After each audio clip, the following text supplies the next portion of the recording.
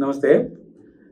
అమిత్ షా గారు ఇవాళ India today కాన్క్లేవ్‌లో TDP alliance గురించి ఏమన్నారు? अलायंसेस कर रही है, ऐसे दोस्त जो बिछड़ गए थे वो वापस आ रहे हैं, उस पे मैं थोड़ा वक्त बिताना चाहता हूँ। शुरुआत करते हैं हम। हाल ही में आपने टीडीपी और जनसेना से आंध्र प्रदेश में चुनाव किया, वो आपके लिए एक टेरिटरी है जहां पे आप नई सीटें पा सकते हैं। लेकिन चंद्रबाबू नायडू ने तो प्रधानमंत्री को हार्डकोर टेररिस्ट कहा था, अब उसके बाद आपने अलायंस कर लिया, इसको थोड़ा एक्सप्लेन कीजिए।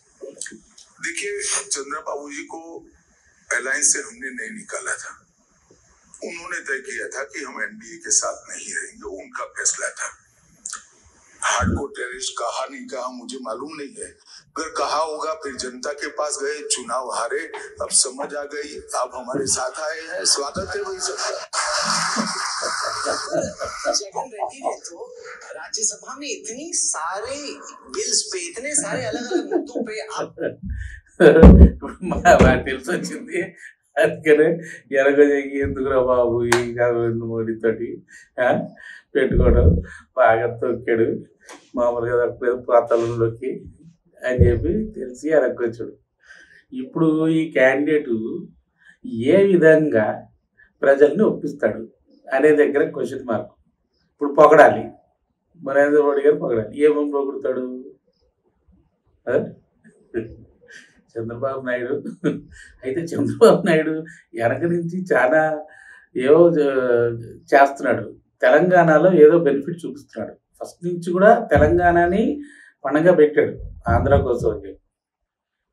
నేను అంతకుముందు వీడియోలో కూడా చెప్పాను, తెలంగాణలో మీకు సపోర్ట్ చేస్తాము అసెంబ్లీ ఎలక్షన్స్ అప్పుడు, ఆంధ్ర మాకు వదిలేయండి అని బేరం పెడితే బీజేపీ కూడా పట్టించుకోకుండా చంద్రబాబు జైల్లో పెట్టి తర్వాత ఈ మాదిగ సభ లేకపోతే బీసీ సభ ఇవన్నీ చేసి ఎలక్షన్స్కి వెళ్ళారు బీజేపీ వాళ్ళు.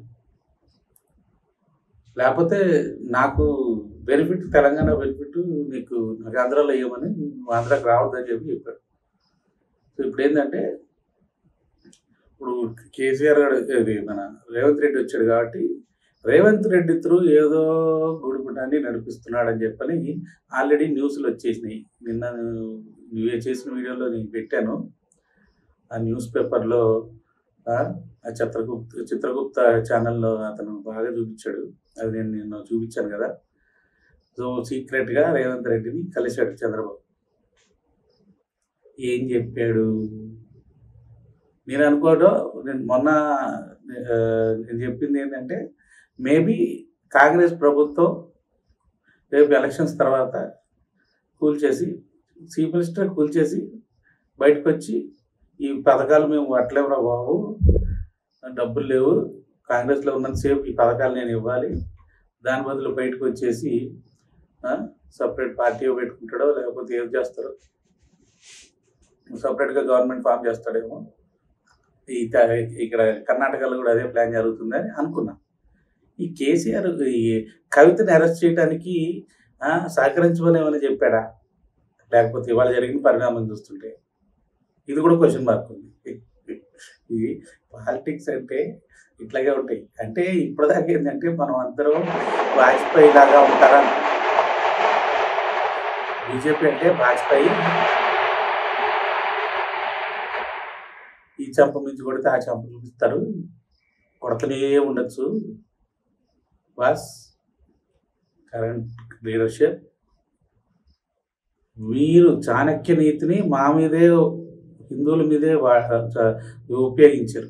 ఈ సెక్యులర్ పార్టీలన్నింటినీ యూజ్ చేసుకొని ఈ ఫారెన్ ఏజెన్సీస్ వీళ్ళందరూ. ఇప్పుడు ఈ చాణక్య నీతిని ఎలా ఎరగొట్టాలో మన చాణక్యులు ఎవరెవరు, అమిత్ షా, మోడీ గారు, అమిత్ షా, అజిత్ దోవల్, జయశంకర్, నలుగురు 4 డైరెక్షన్ల నుంచి అవతార పురుషులు వీళ్ళందరూ. స్టేట్ జూన్ నెక్స్ట్ 2024 మేలో 440 ఎన్డీఏకి 440 వచ్చే అవకాశాలు ఉన్నాయి.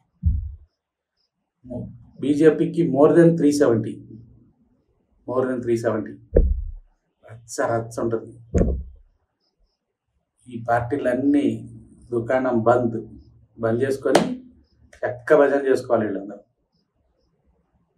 వీళ్ళందరూ కాంగ్రెస్లో మర్జ్ అయిపోతారు. సెక్యులర్ పార్టీలన్నీ కాంగ్రెస్లో మర్జ్ అయిపోతారు. ఇంక వీళ్ళకి సెక్యులర్ పార్టీగా ముస్లిం ఓట్ అంతా కాంగ్రెస్ తీసేసుకున్న తర్వాత వీళ్ళకి మనుగడ ఉండదు. రెండు సెక్యులర్ పార్టీస్ ఒక స్టేట్లో కుదరదు.